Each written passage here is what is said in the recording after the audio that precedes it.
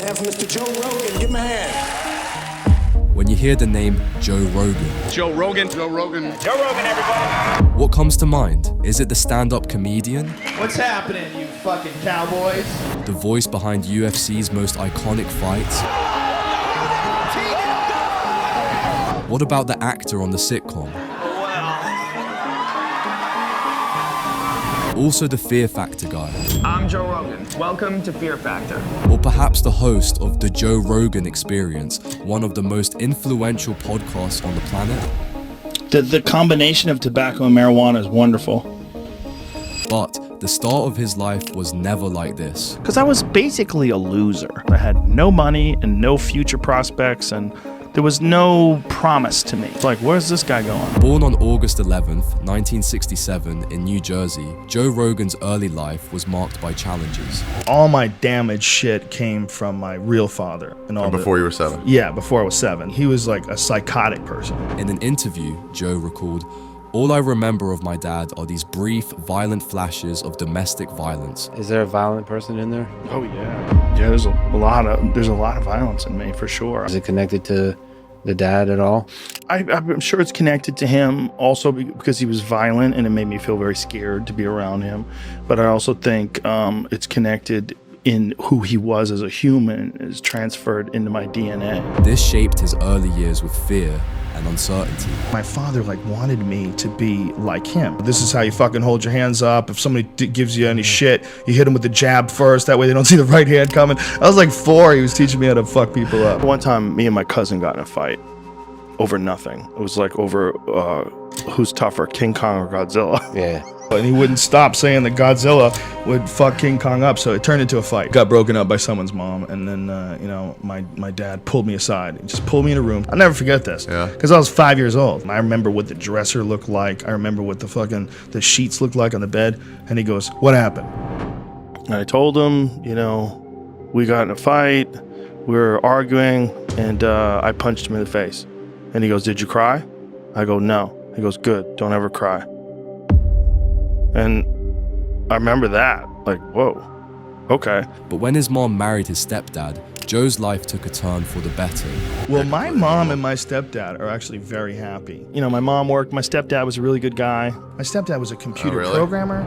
Even so, the family moved around a lot, making it hard for Joe to build lasting friendships. As a teenager, Joe was often bullied, and he hated feeling powerless. That's what led him to martial arts. I was bullied. I was a little kid. I was never very big, and I got picked on, and I didn't like it. God damn it, I gotta learn how to wrestle. I gotta learn some martial arts or something. I want to figure out how to fight. So then I started taking karate, and then I started taking wrestling, like right after that. At 15, he decided to learn how to fight, and it changed everything. Martial arts became his obsession. He trained every single day, eventually mastering karate and taekwondo.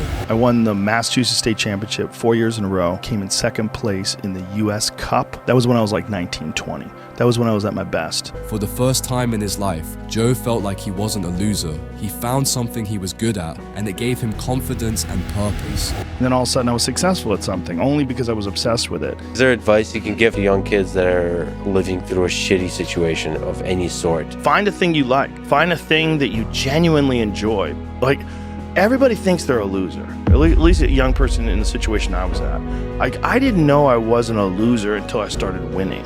Martial arts taught me that, like, I could get better at stuff. I wasn't really a loser. A pivotal moment came during a taekwondo match when Joe knocked out an opponent so hard the guy was unconscious for 30 minutes. The experience shook him. The idea of seriously hurting someone made him rethink his future as a professional fighter, and he decided to step away from competitive fighting. And I went back to talk to my instructor, and he said to me, "I heard you had a really good knockout," with this thick Korean accent. And I said, "Yeah." I go, "It was, I thought he was dead." And he goes, "Sometimes they die." Around that same time, his martial arts buddies encouraged him to try stand-up comedy. Joe had a knack for making people laugh, and they thought he'd be great at it. My friend stand-up comic? Steve Graham, literally grabbed me by my shoulders and said, "You should be a comedian." So then what happened? I went to an open mic night. It wasn't easy in the beginning. Joe did gigs wherever he could. By 1990, he had become a full-time comedian in New York City, slowly but surely building his reputation. Joe's comedy skills opened up new doors. In 1994, he appeared on MTV's half-hour comedy hour. Life's going pretty cool right now, but I gotta stop dating bimbos. It's like the biggest problem I have in my life right now. If you date smart women, they ask tough questions, you gotta give them real answers, right? Date bimbos, they ask like real easy questions, you can tell them anything, right? They're like, what are you thinking about? Corn. Joe's comedic talent led to opportunities in television. In 1994, he landed a role on the sitcom Hardball. Premiere of Hardball is... Frank, despite the fact you make $6 million a year, you're on strike for more money. You ever think, gee, maybe I should just forget about the money and go out and play for the sheer love of the game? What are you, stupid? Well, ready or not, here comes Hardball. Where's Hardball? What's wrong with hardball? I don't care how many millions of dollars a year you make. Unfortunately, Hardball struggled to gain a strong audience and was cancelled after just one season. Oh, man! Despite its short run, the show served as a stepping stone for Rogan, helping him break into the entertainment industry and gain experience in front of the camera. But it was his role as Joe Gorelli on NBC's News Radio that really put him on the map. The show was a hit, and it lasted 5 seasons. Joe, what are you doing? Fixing the comp here. Why don't you fix it over there? Because the light's better over here. Damn, everything's better over here. But here's the thing, Joe wasn't a fan of Hollywood's fake culture. He felt out of place. During that time, a new sport was gaining popularity. Hello, ladies and gentlemen. You are about to see something that you have never seen before. The Ultimate Fighting Challenge. In 1997, he joined as a post-fight interviewer when the sport was still in its early days. The UFC was barely surviving, holding events in small venues with tiny audiences. There are no rules, no judges' scores, and no time limits. It seems like this was the biggest problem with UFC. This resulted to many controversy calling it a human cockfighting. What it was at the beginning was human cockfighting. What Ultimate Fighting is it's in a cage, it's in an octagon, and it's like a combination of boxing. The minute and you wrestling. say it's in a cage, Yeah. you lose people's respect. You got a referee, and if it gets out of hand, it's very safe. I mean, no one in all the... What's up? In Ultimate Fighting. Back then, this was a great problem, but he loved the sport and wanted to be part of it. Because you're an actor on a sitcom. Are you fighting in an Ultimate Fighting Championship? No, I just interview the fighters. Thanks, Bruce. I'm back here right now backstage. I'll be interviewing the fighters as they come out of the octagon. But after some time, Joe Rogan decided to step away from his role in the UFC for a period primarily due to financial reasons. At the time, he could earn significantly more from his comedy gigs than from working with the UFC. So, he released his stand-up comedy album titled I'm Gonna Be Dead Someday, was a significant milestone in his comedic career. Released in 2000, the album showcases Joe's sharp wit and fearless approach to tackling controversial topics. In 2001, he became the host of one of the most extreme show on earth, NBC's Fear Factor. I will for always be the Fear Factor guy. Fear Factor has been known for dreaming up some of the most outrageous and insane stunts you could possibly imagine. Joe didn't take the gig too seriously at first. He thought it would be cancelled quickly and figured he'd at least get some good material. But to his surprise, the show became a cultural phenomenon. The show's wild car stunts,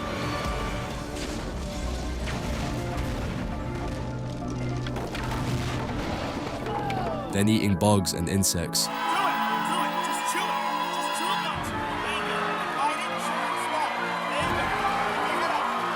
to insane physical challenges, To this. Doesn't start till I say go. Hang on. Not yet, Allie. and even the moment of fighting Joe Rogan himself. This made it an instant hit. He got in Joe's face. And then he got too close to Joe. Please.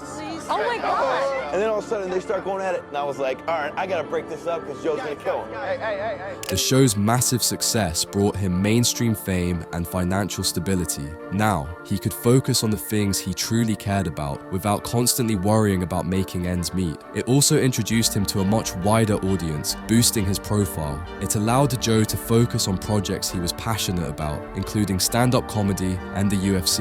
In 2001, 2001, Dana White and the Fertitta brothers bought the UFC and transformed it into a global phenomenon. Dana personally recruited Joe to be a commentator. Truly is an honor to welcome back to the broadcast team here on the Ultimate Fighting Championship, the host of NBC's Fear Factor, Joe Rogan. At first, Joe declined, saying he preferred to watch fights with his friends while drinking. However, Dana's persistence paid off, and Joe eventually agreed to commentate, initially for free, asking only for good seats and tickets for his friends. Eventually, he started getting paid. Under the leadership of Dana White and the Fertitta brothers, the UFC's brand transformed from a struggling enterprise to a thriving success, and the UFC's popularity continued to grow. How does that human cockfighting? You know what that is? That's actual fighting. His dynamic style and deep knowledge of martial arts soon made him a fan favorite. Over the years, Joe has become synonymous with the UFC, earning multiple awards for MMA Personality of the Year.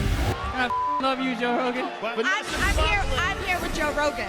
In 2009, Joe decided to try something new. Hello, world. Inspired by his friend Tom Green's early experiments with web shows, Joe launched the Joe Rogan Experience with comedian Brian Redban. The podcast started as a fun side project, recorded in Joe's living room with a webcam and a laptop. At first, it was just Joe and his friends hanging out, talking about whatever came to mind. There was no master plan, no big aspirations, but something about the raw, unfiltered conversations resonated with people. By 2013, the podcast had moved to YouTube, attracting millions of viewers and featuring high-profile guests like Elon Musk, Neil deGrasse Tyson, and Bernie Sanders. By 2020, the Joe Rogan Experience had become the biggest podcast in the world. In February 2024, Joe signed an exclusive deal with Spotify worth a reported $250 million.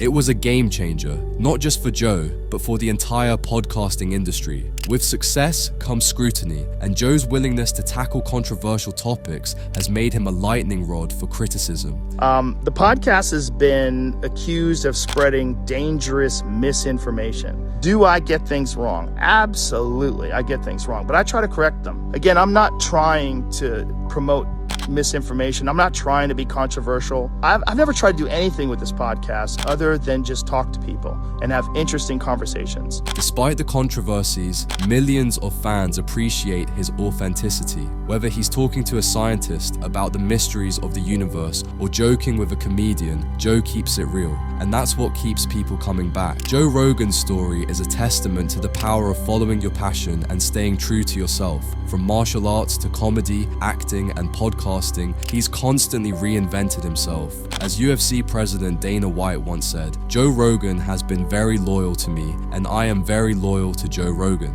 His journey shows that success isn't about sticking to a single path. It's about taking risks, working hard, and doing what you love. If you enjoyed Joe Rogan's incredible journey, don't forget to like, share, and subscribe. Join us for more videos, and we'll see you next time.